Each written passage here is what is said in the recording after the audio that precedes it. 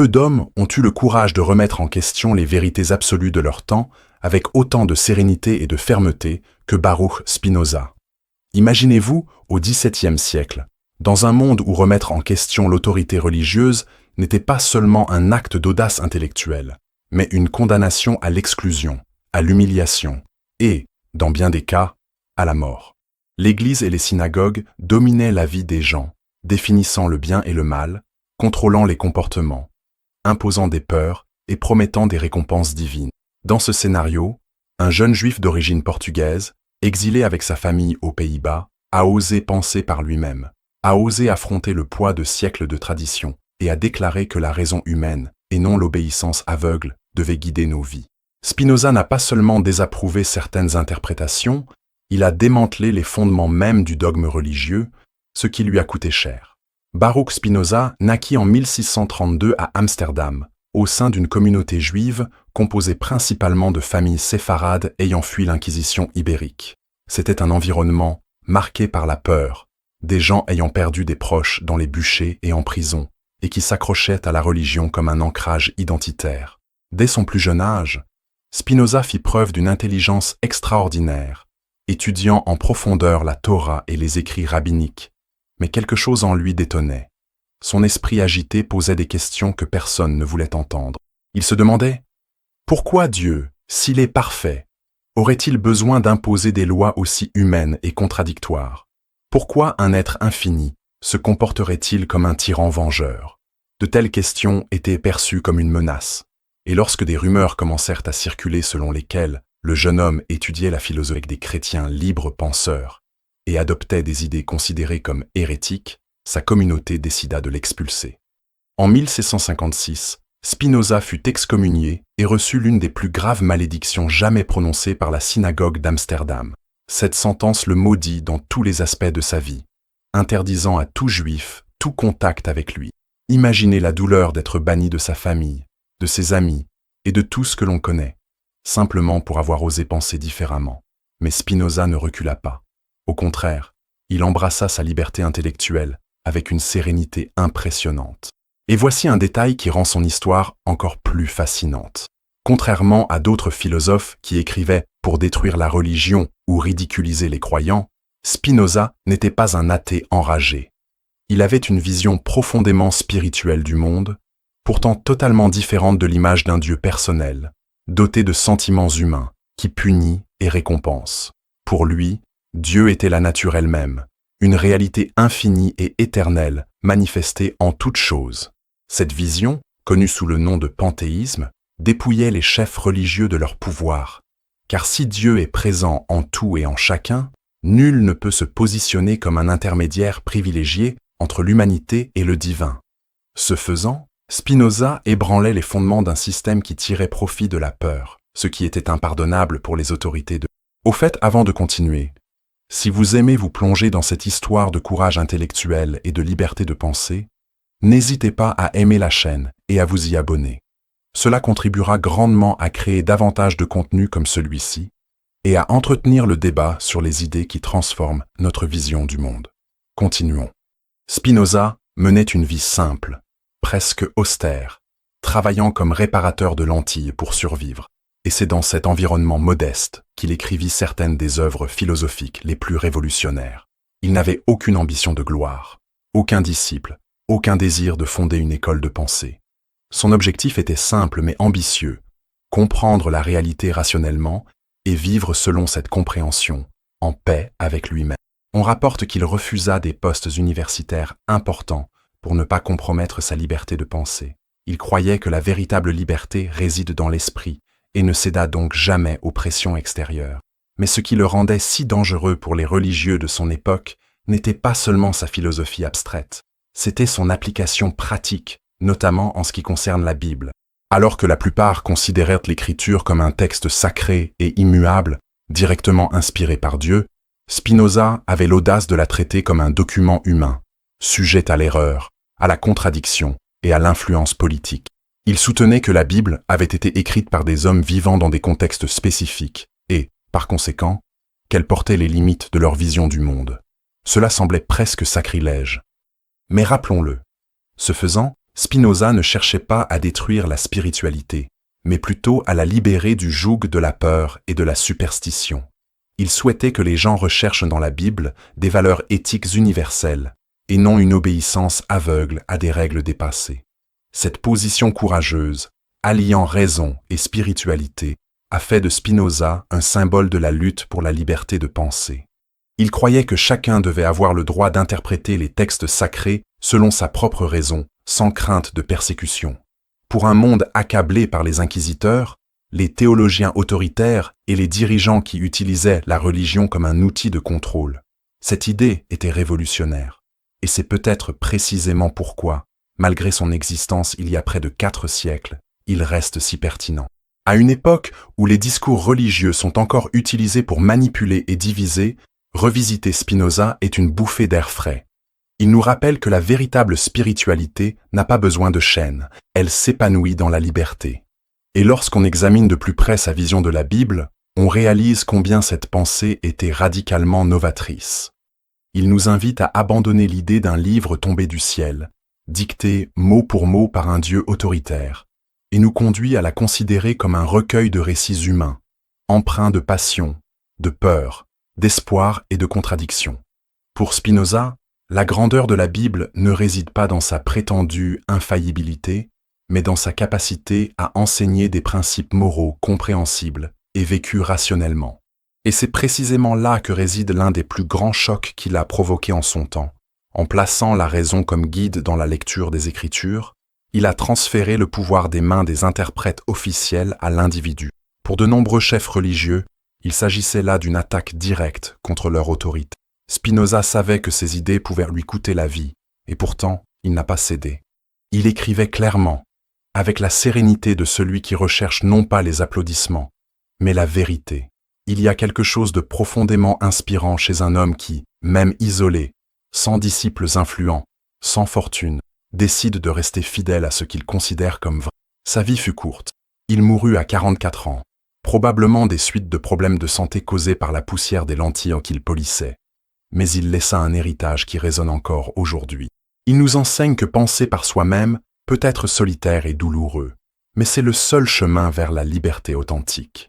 Et en comprenant ce courage, il devient plus facile de comprendre pourquoi il considérait la Bible si différemment. Pour Spinoza, le véritable respect de Dieu ne réside pas dans la crainte de Dieu, mais dans sa connaissance par la raison et la compréhension des lois naturelles. La Bible, perçue par lui comme une œuvre humaine, ne perd pas sa valeur. Elle retrouve simplement sa place. Un livre qui peut nous apprendre à bien vivre, mais qui ne doit pas se transformer en instrument d'oppression. Et c'est précisément cette vision rationnelle, et en même temps profondément éthique, qui nous invite aujourd'hui à regarder les Écritures avec un regard neuf, libéré des chaînes de la peur et ouvert à la recherche sincère de la vérité. Lorsque Spinoza examine la Bible, la première rupture qu'il provoque réside dans la manière dont le texte sacré est placé dans le monde. Il cesse d'être un dicton divin pour devenir une œuvre profondément humaine.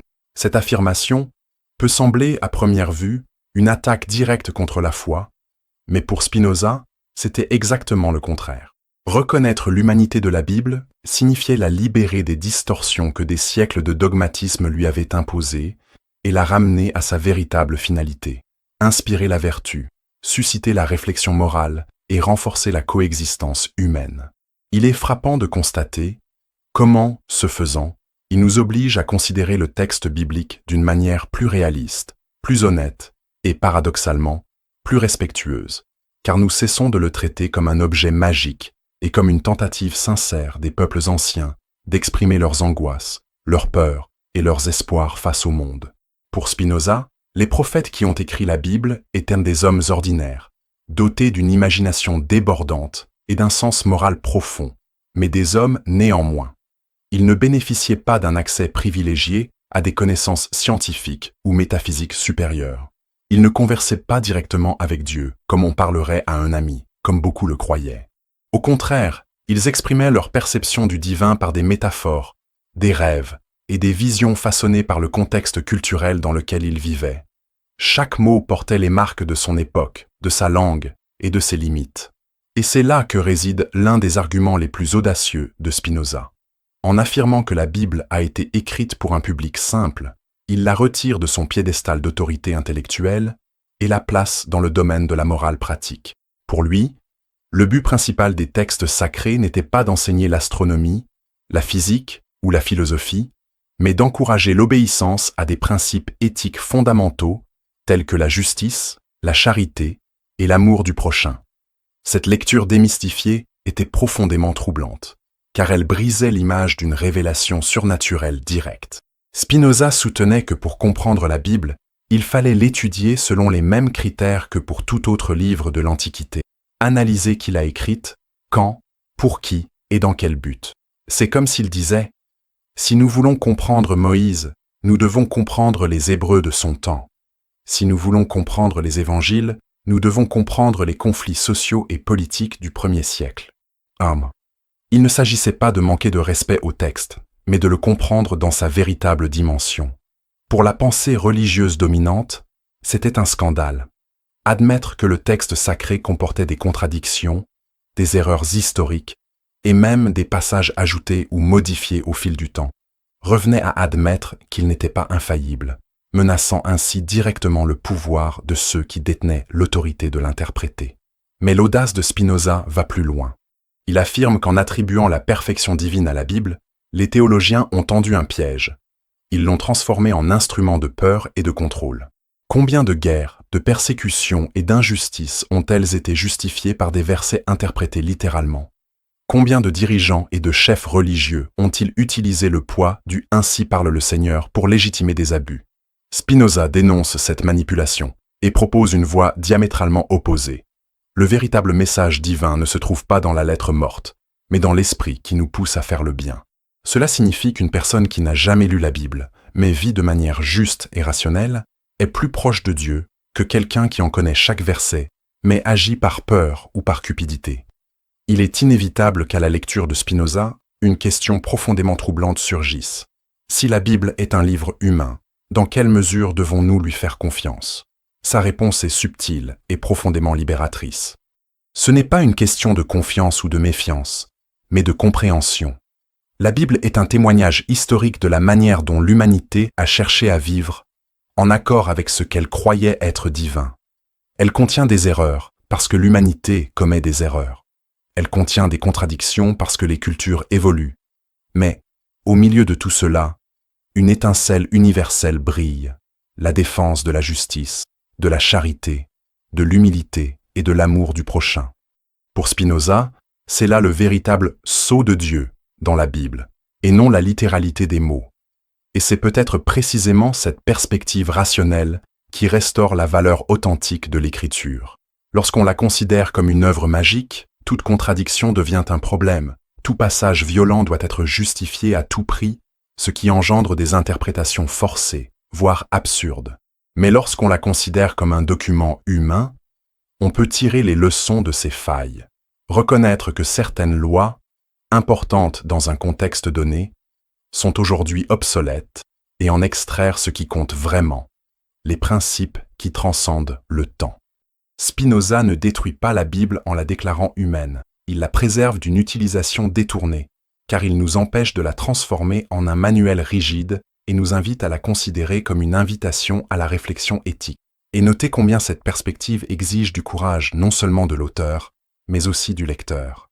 Accepter l'humanité de la Bible signifie abandonner la sécurité du dogme, cesser de chercher des réponses faciles aux questions difficiles et commencer à cheminer avec notre propre raison comme guide.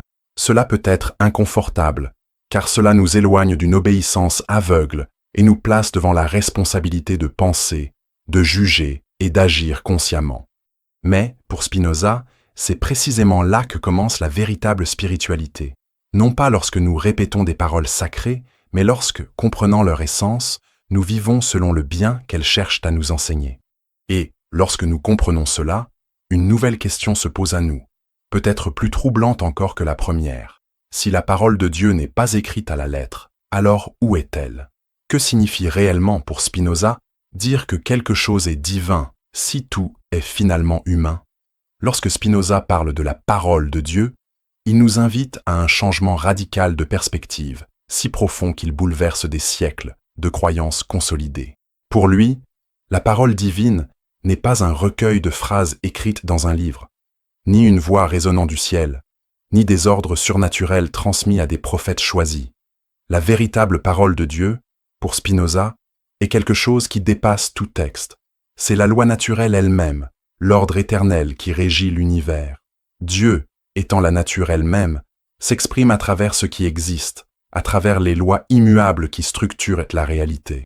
Cela signifie que lorsque nous étudions et comprenons ces lois avec raison, nous écoutons, en réalité, la voix la plus authentique et la plus universelle de Dieu. Cette idée est à la fois simple et dérangeante, car elle prive l'humanité du privilège d'être au centre de la création. Pour Spinoza, Dieu n'est pas un être qui se comporte comme un monarque, avec des volontés arbitraires, des amours et des haines, distribuant des bénédictions à certains et des châtiments à d'autres. Dieu ne fait pas de favoritisme, ne s'offense pas des insultes, ne se réjouit pas des rituels. Dieu est la totalité de l'être, la réalité elle-même. Lorsqu'un homme tombe d'une falaise, ce n'est pas Dieu qui le punit, c'est simplement la loi de la gravité à l'œuvre. Lorsqu'un enfant naît en bonne santé, ce n'est pas une bénédiction particulière, mais la manifestation naturelle du fonctionnement harmonieux du corps humain.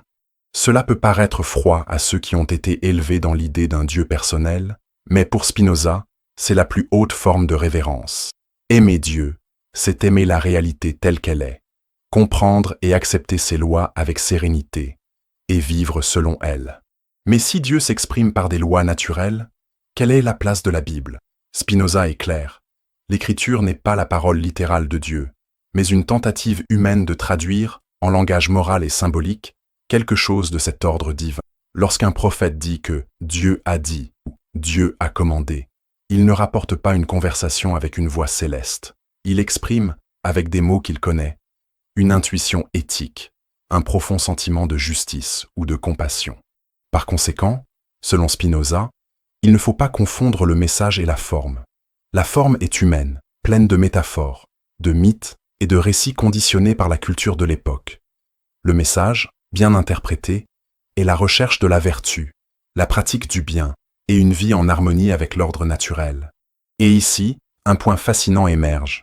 Pour Spinoza, celui qui n'a jamais lu la Bible, mais vit selon la raison, dans le respect d'autrui, l'équité, la générosité et l'équilibre, est plus en harmonie avec Dieu que celui qui mémorise des versets, mais agit par peur, haine ou intérêt personnel. En effet, la parole de Dieu, dans son sens le plus pur, ne dépend ni des livres ni des traditions. Elle est gravée dans la trame même du monde et peut être comprise par quiconque use d'une raison honnête. Cette idée fit l'effet d'une bombe à l'époque, car elle sapait le monopole religieux sur l'accès à la vérité divine. Si l'on peut connaître Dieu en étudiant la nature et en cultivant la vertu, le rôle des prêtres comme intermédiaires privilégiés perd tout son sens. Spinoza nous invite également à réfléchir au véritable sens de la piété. Il soutient que beaucoup croient servir Dieu alors qu'en réalité, ils ne servent que leur propre passion. Combien accomplissent des rituels religieux en espérant des récompenses, ou se vantent de leur foi pour paraître supérieurs. Pour Spinoza, cela ne signifie pas aimer Dieu, c'est négocier avec lui, comme s'il était un marchand cosmique. Le véritable amour pour Dieu est désintéressé. C'est un amour intellectuel, né de la compréhension que tout participe d'un ordre nécessaire et parfait, même ce qui nous déplaît. Cet amour est actif, non pas exprimé par des rituels, mais par une vie juste et la culture de la paix intérieure. Cette vision transforme radicalement notre lecture de la Bible. Les commandements cessent d'être des ordres autoritaires pour devenir des conseils moraux exprimés symboliquement, adaptés à la compréhension des gens de l'époque. Spinoza reconnaît même que les prophètes, en parlant plus simplement et en utilisant des images puissantes, faisaient preuve de sagesse, car leur objectif n'était pas d'enseigner la philosophie, mais d'éveiller les cœurs vers le bien. Il met cependant en garde. Confondre le langage figuré avec les vérités littérales, c'est tomber dans la superstition. Par exemple, lorsqu'un prophète décrit Dieu comme un roi vengeur, cela ne signifie pas que Dieu est réellement ainsi, mais plutôt que cette image était nécessaire pour discipliner un peuple encore ignorant et réfractaire à la raison. Et voyez comme c'est libérateur. Si nous comprenons la parole de Dieu comme Spinoza la comprend, nous ne sommes plus prisonniers d'interminables débats sur la traduction correcte de la Bible ou sur les passages historiquement exacts. Ce qui compte, c'est: ce passage nous inspire-t-il à nous améliorer? Nous conduit-il à un amour plus rationnel et universel? Si oui, alors il remplit sa fonction, indépendamment de son origine ou de sa littéralité. Cette perspective nous invite à une lecture active et mature, où chacun est responsable d'extraire la plus grande valeur du texte, sans se perdre dans des détails superflus ou des disputes dogmatiques. Mais en libérant la parole de Dieu du livre et en la plaçant dans le monde, Spinoza se heurte inévitablement à un grave problème. Comment la superstition s'approprie-t-elle les textes sacrés et les transforme-t-elle en instruments de pouvoir? Après tout, si le message divin est si simple, faire le bien, aimer son prochain, vivre en harmonie, pourquoi tant de religions insistent-elles sur des règles complexes, des menaces de châtiment et des promesses de miracles? La réponse de Spinoza à cette question est l'une des plus percutantes et des plus controversées de toute son œuvre, et elle touche directement à l'usage politique de la religion. Spinoza n'hésitait pas à dénoncer l'utilisation déformée de la Bible à des fins de pouvoir. Pour lui, rien n'était plus dangereux pour la véritable spiritualité que la superstition alimentée par une lecture littérale et acritique des textes sacrés. Sa critique prend ici une tournure presque prophétique, car, en analysant ses écrits du XVIIe siècle, on se rend compte que ces avertissements restent d'actualité, dans un monde où les chefs religieux manipulent encore les foules en promettant des miracles, en vendant des bénédictions et en répandant la peur du châtiment. Spinoza considérait la superstition comme l'outil de domination le plus efficace, car elle emprisonne les gens par la peur, et il n'existe pas de chaîne plus solide que la peur du surnaturel. Il décrit avec précision le mécanisme psychologique de la superstition. Plus les gens se sentent en insécurité, plus ils ont tendance à croire en des forces cachées qui gouvernent leur destin, et plus ils s'accrochent à des dirigeants qui promettent de les contrôler en leur faveur. En temps de guerre, de peste ou de famine, lorsque l'incertitude augmente, la superstition pousse comme une mauvaise herbe. Prophètes opportunistes, prêtres corrompus et dirigeants rusés exploitent cette peur pour maintenir l'obéissance. Ils disent « Nous souffrons parce que nous ne suivons pas les lois de Dieu, mais si nous obéissons aveuglément aux commandements que je vous interprète, alors nous serons sauvés. » C'est un jeu cruel mais efficace, car il transforme la foi en instrument de contrôle. Spinoza accuse directement ses interprètes officiels de la Bible de déformer le sens originel des Écritures. Au lieu d'enseigner des vertus comme la justice et la charité, ils insistent sur des rituels creux, des règles méticuleuses et des cérémonies qui n'ont rien à voir avec une vie saine. Plus encore, ils menacent de châtiment éternel quiconque ose les remettre en question. Et, pour couronner le tout, ils se posent en seuls médiateurs entre Dieu et l'humanité, comme s'ils étaient les seuls à pouvoir comprendre la véritable volonté divine. Cette attitude, pour Spinoza, est un affront non seulement à la raison, mais à Dieu lui-même, car elle transforme la divinité en tyran capricieux et l'humanité en serviteur humilié. L'interprétation littérale de la Bible, selon Spinoza, alimente cette superstition. Prendre chaque mot pour une vérité absolue, sans tenir compte du contexte historique ni de la nature figurative des passages, conduit à des absurdités. C'est ainsi que naissent les justifications religieuses des guerres, des persécutions, de l'esclavage et d'autres atrocités. Spinoza nous rappelle que la Bible a été écrite à différentes époques, par différents auteurs, chacun avec sa propre vision du monde et ses objectifs spécifiques. Si nous ne comprenons pas cela, nous courons le risque de prendre des passages isolés et de les transformer en dogmes, ignorant ainsi le message moral qui est le véritable cœur du texte. Un exemple qu'il cite indirectement est l'Ancien Testament. Des lois comme l'interdiction de consommer certains aliments ou des châtiments sévères pour des crimes que nous considérerions aujourd'hui comme mineurs avèrent du sens dans un contexte tribal spécifique, mais ne peuvent être considérés comme des vérités éternelles. Il en va de même pour les images anthropomorphiques de Dieu, le Dieu qui se met en colère, qui se repent, qui se venge, qui étaient des métaphores nécessaires pour des personnes dépourvues d'une compréhension philosophique plus élaborée. Le problème est qu'en prenant ces métaphores pour des vérités littérales, la religion devient irrationnelle et dangereuse. Il y a là une analyse psychologique profonde. Spinoza comprend que la superstition n'est pas seulement une erreur intellectuelle, mais un vice émotionnel. Elle naît de la peur, et la peur est un terreau fertile pour le pouvoir. Les chefs religieux le savent. C'est pourquoi ils insistent tant pour prêcher la crainte de Dieu plutôt que l'amour de Dieu. Pour Spinoza, rien n'est plus contraire à la véritable spiritualité que cette peur. Il affirme que ceux qui aiment vraiment Dieu ne le craignent pas, car le véritable amour repose sur la compréhension, et la compréhension élimine la peur. Cette critique a un impact direct sur notre rapport à la religion. Pour Spinoza, tant que nous resterons prisonniers de cette vision superstitieuse, nous ne serons jamais véritablement libres. Nous vivrons toujours en otage d'autorités extérieures, obéissant non par conviction, mais par terreur. La véritable liberté religieuse n'est possible que si nous interprétons la Bible de manière rationnelle, en y recherchant uniquement ce qui contribue à une vie éthique et harmonieuse. Et le plus frappant est que Spinoza n'exprime pas cette critique avec ressentiment ou haine, comme l'ont fait certains penseurs anticléricaux après lui. Il ne veut pas détruire la foi, il veut la purifier. Il respecte profondément la Bible, mais estime que le plus grand manque de respect envers elle est précisément de la traiter comme un livre magique, comme si ces mots possédaient en eux-mêmes un pouvoir mystique. Le véritable respect consiste à la comprendre comme un guide moral et à vivre selon les principes qu'elle cherche à transmettre. Cette pensée a des conséquences pratiques révolutionnaires. Si la superstition naît de la peur et du contrôle, la raison libère. Et c'est précisément ici que Spinoza propose ce que nombre de ses contemporains considéraient comme inacceptable. L'interprétation de la Bible doit être libre. Chacun devrait avoir le droit d'étudier, de réfléchir et de se forger sa propre compréhension, tant que cela vise le bien commun. Il ne devrait y avoir ni tribunaux de la foi, ni censure, ni persécution de ceux qui pensent différemment. Pour lui, la religion devrait être un espace de vertu et non d'oppression. Cette défense de la liberté de penser nous amène à une question inévitable.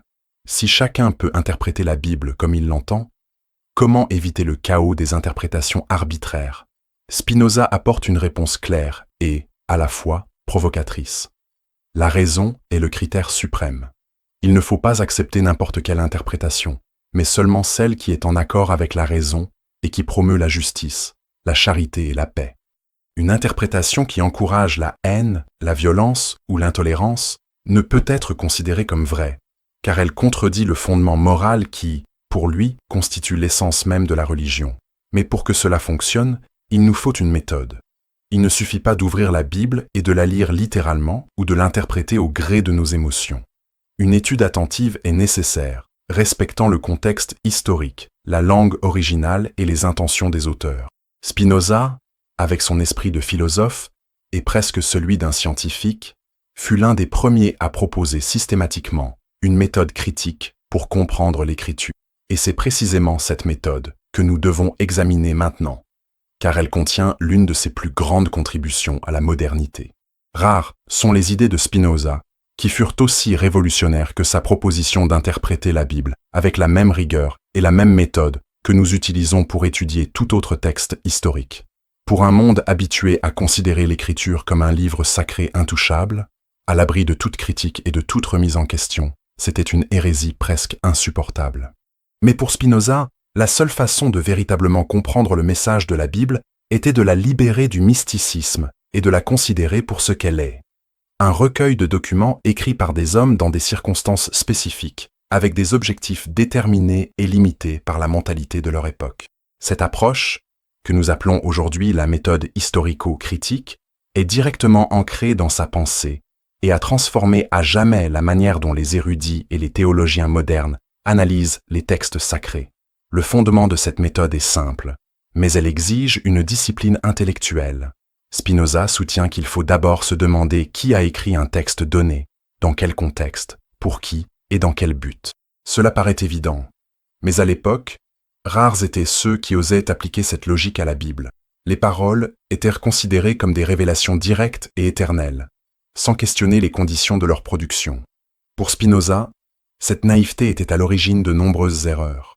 Il pensait que, tout comme un historien étudie les écrits d'un philosophe grec ou les chroniques d'un empire antique, nous devrions également étudier la Bible comme une œuvre humaine, riche de traces culturelles, politiques et même personnelles. Par exemple, il nous invite à considérer que Moïse, lorsqu'il rédigea les lois pour les Hébreux, avait affaire à un peuple rude, fraîchement sorti de l'esclavage, sans tradition philosophique ni stabilité sociale. Il était donc naturel que les lois soient sévères, assorties de châtiments sévères et de rituels méticuleux, car l'objectif immédiat était d'instaurer discipline et cohésion dans une société encore en formation. Il en va de même pour les prophètes. Leurs messages étaient souvent des réponses à des crises spécifiques, telles que des invasions étrangères ou des injustices sociales, plutôt que des déclarations universelles valables pour tous. Ignorer cela et appliquer ces règles à la lettre des siècles plus tard revient, pour Spinoza, à trahir le véritable sens de l'écriture. Un autre aspect essentiel de sa méthode est l'étude du langage. Spinoza souligne que chaque mot doit être compris selon le sens qu'il avait pour les auteurs originaux, et non selon celui que nous lui donnons aujourd'hui. Un mot qui, à l'époque, avait un sens métaphorique peut être mal interprété s'il est lu littéralement. Il insiste sur le fait qu'avant de tirer des conclusions théologiques, il faut reconstituer le vocabulaire, le style littéraire et même les expressions idiomatiques des auteurs bibliques. Cela peut sembler un détail technique, mais c'est précisément là qu'il rompt avec la superstition.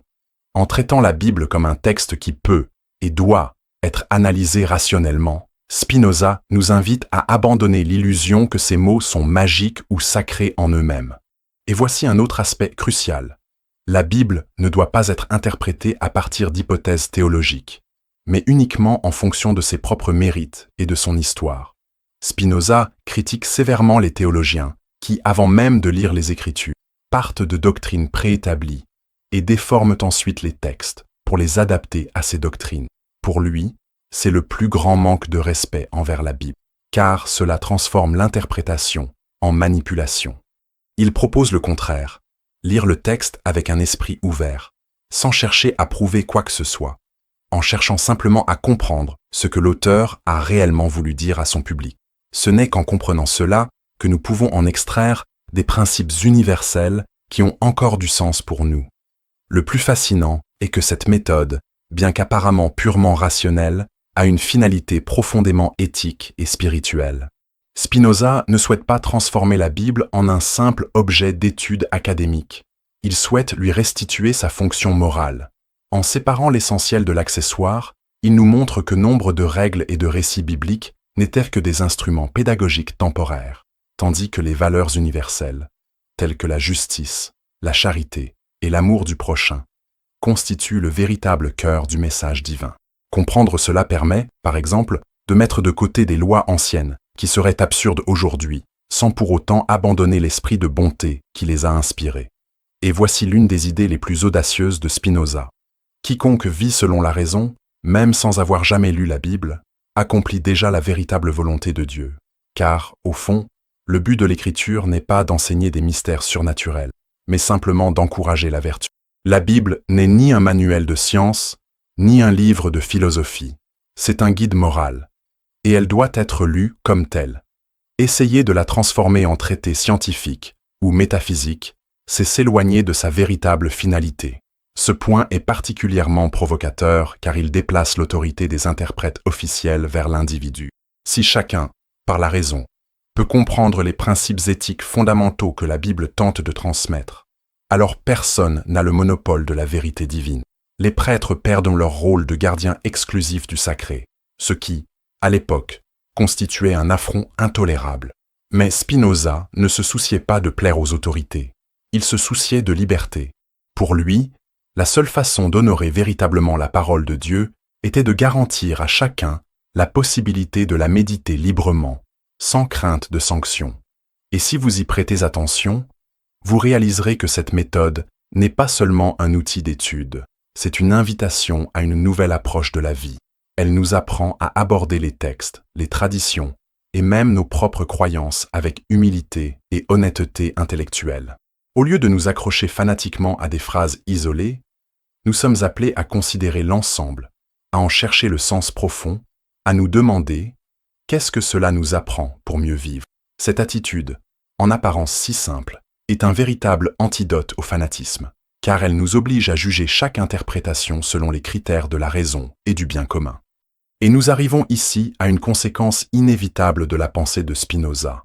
Si la Bible doit être interprétée rationnellement, nul ne peut être contraint d'accepter des interprétations contraires à la raison. Ceci nous amène à l'une des plus grandes défenses de Spinoza dans toute son œuvre, la défense de la liberté de pensée et d'expression, sans laquelle la religion elle-même perd son sens le plus élevé.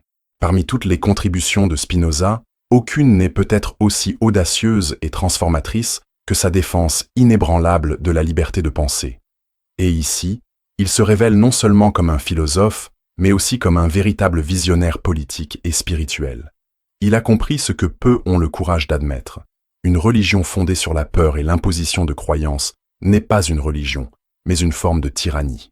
Pour Spinoza, la vraie foi ne peut être imposée, car la vertu et l'amour de Dieu n'ont de valeur que lorsqu'ils naissent d'une libre compréhension, jamais d'une obéissance aveugle. Il soutient que la Bible, correctement comprise, non seulement permet la liberté de penser, mais l'exige. Si le but des Écritures est d'enseigner la justice, la charité et l'amour du prochain, et non de transmettre des vérités métaphysiques ou scientifiques, alors nul n'a besoin d'être contraint de croire à des doctrines compliquées pour vivre selon la volonté de Dieu. Une personne simple, qui suit sa raison et cherche à agir avec bonté, est déjà en conformité avec la véritable essence de la religion.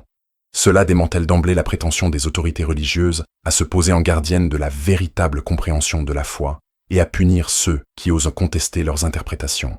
Spinoza va plus loin et affirme ce qui, à son époque, était pratiquement un cri de rébellion.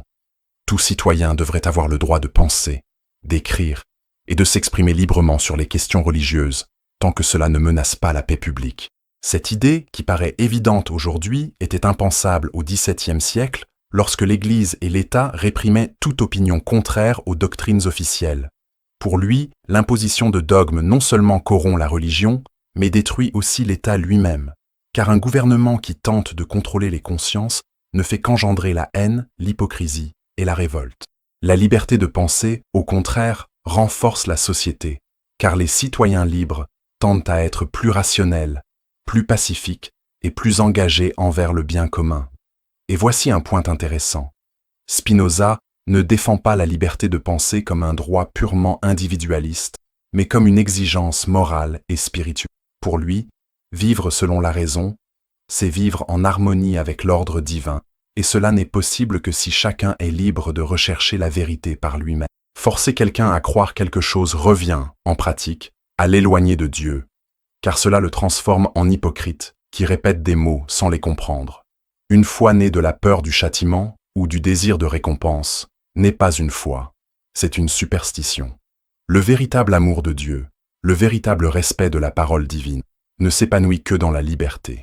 Cette vision est profondément moderne et demeure un défi aujourd'hui. Spinoza nous amène à nous demander combien de religions respectent encore cette liberté aujourd'hui? Combien se fondent encore sur des menaces voilées, sur des promesses de salut conditionnées à une obéissance aveugle? Sa réponse est claire. Toute religion qui tente de contrôler les consciences trahit sa propre finalité. Le rôle de la religion devrait simplement être d'inspirer la vertu, d'unir les hommes dans la pratique du bien et de permettre à chacun, par sa raison, de se forger ses propres convictions. Et, étonnamment, Spinoza voit la Bible comme une alliée à cette liberté, et non comme un obstacle. Il interprète l'Écriture comme un livre qui, lu correctement, n'impose pas de dogmes métaphysiques, mais enseigne plutôt des principes universels accessibles à tous. Par conséquent, pour lui, la religion la plus pure est celle qui se résume en quelque chose de très simple. Aimer Dieu, c'est-à-dire aimer l'ordre naturel, et aimer son prochain. Tout ce qui va au-delà, toute dispute théologique, toute controverse sur les miracles ou la nature de Dieu, est secondaire. Ceux qui vivent dans la justice plaisent déjà à Dieu, même si leurs croyances diffèrent, voire sont inexistantes.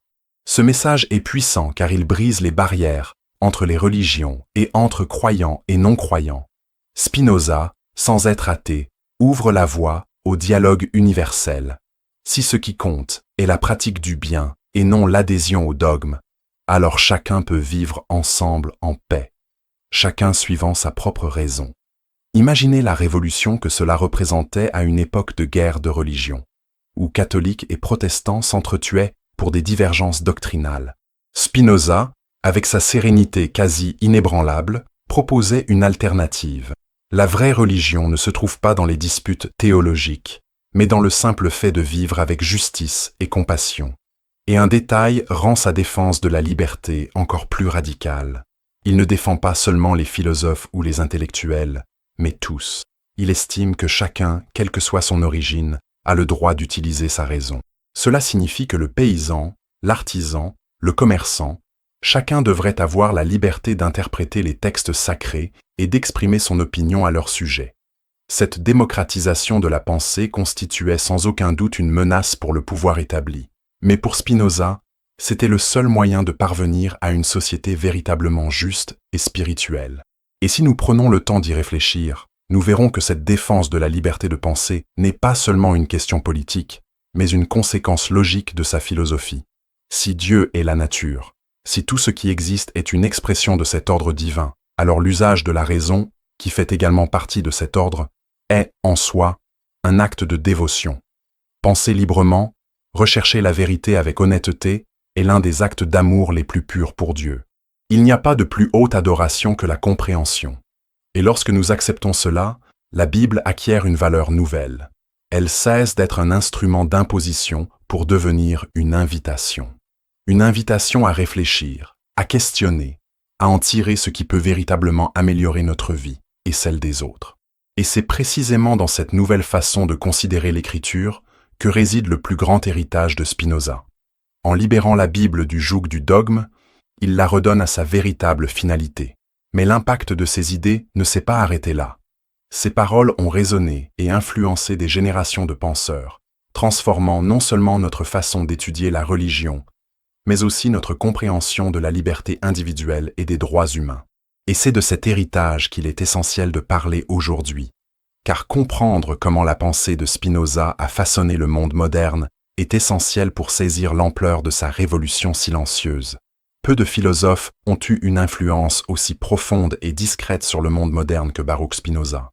Il n'a fondé aucune école, n'a eu aucun disciple direct pour propager ses idées en tant que mouvement organisé, et pourtant ses réflexions ont résonné tel un murmure qui a traversé les siècles, façonnant notre façon de penser la liberté, la religion, la morale et même la science. Son héritage est si puissant précisément parce qu'il ne s'est appuyé ni sur des dogmes ni sur des impositions. Il a semé des graines dans l'esprit humain, des graines qui ont germé puissamment à une époque de plus grande ouverture intellectuelle et qui continuent de prospérer aujourd'hui. L'un des aspects les plus importants de son héritage réside dans la transformation de notre compréhension de la religion. Avant lui, la foi était largement perçue comme une obéissance aux autorités, aux rituels et aux traditions anciennes. Spinoza a renversé cette logique. Pour lui, la vraie religion ne consiste pas à réciter des prières ou à suivre aveuglément des règles, mais à vivre rationnellement et vertueusement. Cette idée, qui peut paraître simple, a ouvert la voie à une révolution spirituelle. Elle a séparé morale et superstition, permettant ainsi à chacun de mener une vie éthique sans être lié par des dogmes religieux. À bien des égards, la pensée moderne sur la liberté de conscience et la tolérance religieuse découle de cette audace spinoziste. Lorsque nous soutenons aujourd'hui que chacun devrait avoir le droit de croire ou de ne pas croire ce qu'il veut, nous faisons directement écho à sa philosophie. Un autre aspect crucial de son héritage est la méthode critique appliquée à la Bible et aux autres textes sacrés. Ce que nous appelons aujourd'hui la méthode historico-critique, utilisée par les théologiens et les historiens des universités du monde entier, a été anticipé par Spinoza avec une clarté surprenante. Il fut l'un des premiers à considérer les Écritures comme des documents humains devant être analysés en fonction de leur contexte historique, de leur langue et des intentions de leurs auteurs. Cela a libéré la théologie du mysticisme et ouvert la voie à une lecture plus honnête et plus mature de la religion. Nombre de chercheurs qui se considèrent aujourd'hui comme progressistes, prônant des interprétations plus symboliques et moins littérales de la Bible, suivent, consciemment ou inconsciemment, les traces tracées par Spinoza il y a des siècles. Mais son héritage va au-delà de la religion. Spinoza fut également l'un des précurseurs de la pensée démocratique moderne. Dans son traité théologico-politique, il défendit une idée presque impensable à son époque, la liberté d'expression comme fondement d'un État sain. Il affirmait qu'un gouvernement qui tente de contrôler l'opinion devient inévitablement tyrannique et instable, car il engendre la haine et la résistance.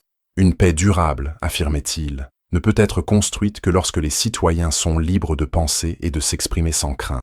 Cette idée a directement influencé les philosophes des Lumières comme John Locke et a ensuite façonné des principes qui figurent dans des documents fondateurs tels que la Déclaration des droits de l'homme et du citoyen et la Constitution des États-Unis. Lorsque nous défendons aujourd'hui la liberté de la presse, de culte et de pensée, nous respirons, d'une certaine manière, l'air que Spinoza a contribué à rendre possible. Dans le domaine de la philosophie, son héritage est tout aussi important. Avec son panthéisme, l'idée que Dieu et la nature ne font qu'un, il a anticipé de nombreux débats modernes sur l'écologie, la spiritualité et même la physique. Sa vision d'un univers régi par des lois immuables a inspiré scientifiques et philosophes à chercher des explications rationnelles aux phénomènes naturels, sans recourir à des causes surnaturelles. Albert Einstein, par exemple, était un admirateur déclaré de Spinoza et disait croire au Dieu de Spinoza, un Dieu qui n'interfère pas dans les événements mondiaux, mais se révèle dans l'harmonie des lois naturelles. Cela démontre à quel point la philosophie spinoziste a transcendé la théologie traditionnelle et a trouvé un écho dans des domaines aussi divers que la science et l'art. Il existe un héritage plus subtil, mais peut-être le plus profond de tous, l'exemple de vie de Spinoza. Il n'a pas seulement écrit sur la liberté, la sérénité et la vertu. Il a vécu selon ses principes. Il a refusé position et honneur pour préserver son indépendance intellectuelle, a vécu modestement, sans ambition de pouvoir ou de richesse, et a affronté la solitude de l'excommunication, avec une tranquillité qui a impressionné même ses critiques. Sa vie nous rappelle que la véritable grandeur ne réside pas dans la conquête des foules ou l'imposition d'idées, mais dans la fidélité à la vérité que la raison nous révèle, même au prix de tout. Il nous enseigne que la liberté n'est pas seulement un droit politique, mais un état intérieur, atteint lorsque nous nous libérons de la peur, de l'orgueil et des passions qui nous asservissent. Et c'est peut-être pour cela que Spinoza conserve toute son actualité. Dans un monde où l'on assiste à nouveau à la montée des discours autoritaires, où la religion est souvent instrumentalisée, revisiter ses idées est presque un acte de résistance. Il nous invite à une spiritualité indépendante des intermédiaires, à une foi qui ne craint pas la raison, à une morale qui n'a pas besoin de récompenses divines pour exister. Il nous invite à regarder la réalité avec les yeux ouverts, à aimer le monde tel qu'il est, à rechercher la vérité non pas pour dominer les autres, mais pour vivre en paix avec nous-mêmes. Et c'est précisément à ce stade que l'héritage de Spinoza devient plus qu'une leçon philosophique. Il devient une invitation personnelle. Car la grande question qu'il nous pose n'est pas seulement intellectuelle, mais existentielle. Avons-nous le courage de vivre selon la raison? Avons-nous le courage d'abandonner les sécurités de la peur et de la superstition pour rechercher la véritable liberté, celle qui naît en nous? Spinoza nous montre que c'est un choix que chacun de nous doit faire pour lui-même. Et si nous acceptons cette invitation, la Bible, comme tous les grands livres et traditions humaines, cesse d'être une prison et devient un miroir.